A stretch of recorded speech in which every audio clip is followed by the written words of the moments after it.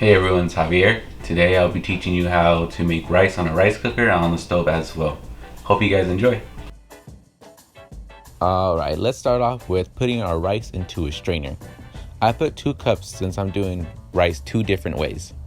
We're then going to start to rinse it so we can take out the extra starch and so that it's not become as sticky but more fluffy. We're going to let it dry for 15 minutes and then we are ready for the next step afterwards. The first way I'm going to show you guys will be cooking it on the stove top. We're going to add some oil to our pan and get it warmed up. Then add 1 cup of rice into the pan.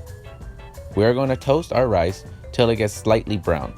If your rice sticks to the pan, add a little bit more oil. Once ready, we're going to add the water and or broth. For every 1 cup of rice, it's 1.5 cups of liquid.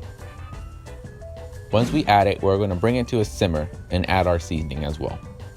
I put salt, pepper, and onion powder. Once simmered, we're going to cover it and put it on low.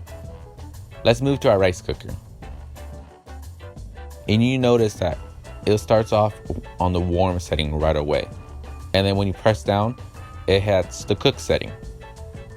We're going to add our rice into our cooker. And you can fry it up like we did on our pan, but I chose to go the simple way this one. Once the rice is added, add the water, 1.5 cups, and some seasoning. Mix it and place the lid. Also press the button down to cook. You can see it boiling. And our rice cooker is done. After 10 to 15 minutes, it popped to warm, meaning it's good to go. And our stovetop rice is completed as well. And we can check by seeing if there's any water on the bottom, and if there is, just add a little bit more time. And we are done and ready for any meal that calls for rice on the side or as the main dish.